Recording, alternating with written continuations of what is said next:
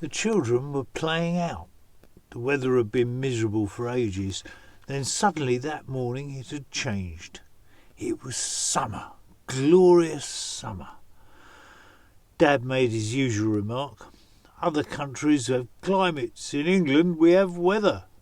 And would have gone on to explain that it was due to being a small offshore island without a continental climate, if he'd not been quickly shut up by those who'd heard it all before.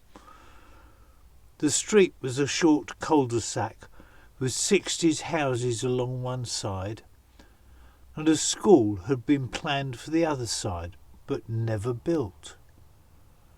A drop in the birth rate, economics, whatever, there'd been a change of plan, and it had left an empty lot set well back from the road behind a 12-foot chain-link fence. And in front of it there was a wide strip of grass, planted with a few ornamental cherry trees. This was where the children played out. With the yellow brick wall closing the end of the road and the kitchens of the little terrace houses looking out at the front, it was ideal. Kids were out of Mum's hair, and adult eyes were forever glancing out of windows. The girls had a collection of large cardboard boxes with which they had built rooms for their extended family of dolls. Smaller boxes, one way up or the other, made beds and tables, and the girls were now forcefully establishing the hierarchy and order systems their mothers had taught them were so necessary to family life.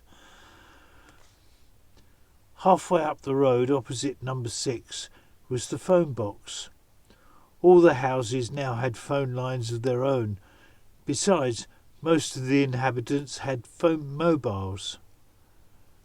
As a phone box, it was used only by the much resented drug dealers from the estate over the road. The locals hated having such people invading their family-friendly street. Today, it had another use. The boys had drawn a wicket on the back.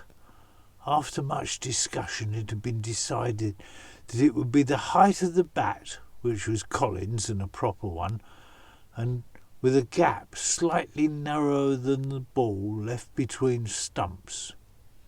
Stumps would be the width of the bat handle, and further that the wicket keeper should stand to the off side of the phone box, that the far curb should be the boundary behind the wicket, and that all boundaries counted 4 or 6, except the road at the end, which was out, in unspoken deference to adult fears. They'd been playing for some time, and Spud had come in to bat. Slightly bigger and more powerful than the other boys, he was proving a formidable opponent, and the field was starting to become restless. Then a short ball bounced high, and he took a wild swing of it. More by luck than judgment, he caught the ball perfectly and drove it back over the bowler's head to hammer into the chain-link fence for 6. Hitting the fence square on one of the holes, the ball had lodged firmly about 8 or 9 feet up, well out of reach of any of the boys. This wouldn't have been a problem normally. The holes in chain-link fences are designed to perfectly fit the hands and feet of small boys. But this fence was covered in greater columbine, bindweed as it was colloquial and accurately known.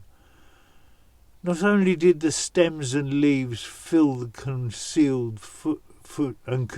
the footholds, but as the boys shook the fence in their efforts to climb, they quickly discovered the masses of white bell-like flowers were filled with bumblebees, taking advantage of the weather.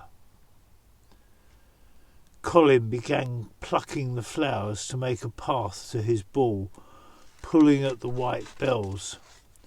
he soon found himself holding a flower closed with a bee buzzing inside.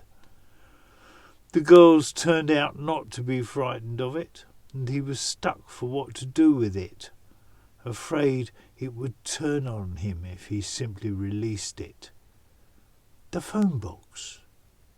Opening the door slightly, he threw the flower in on the floor and watched the dazed bee crawl out before starting to buzz up and down the glass. This started something. Only Spud and Colin were really interested in retrieving the ball, and they soon went with the flow, collecting bees in flowers. Not for any particular reason, simply that small boys like collecting things, and this must be the world record for the number of bumblebees in one phone box. One boy opened the door a little, at arm's length, and the others threw their flowers onto the floor, and then the door slammed shut. Dave's dad spotted what they were doing when he called his two in for tea. It was a general signal, and all the other children dispersed as well, leaving the bees trapped in the phone box. Dave's dad also left them there. During tea, looking out the kitchen window, he noticed the arrival and rapid departure of the neighbourhood dealer. Satisfied by the dealer's discomfiture, he went out to prop open the door and release the remaining bees into the evening light, pausing only to watch Colin climb the now bee-free fence and retrieve his ball. Thank you. Please subscribe and you'll get the new stories as they come up. They should make 15 stories now. Thank you. Bye-bye.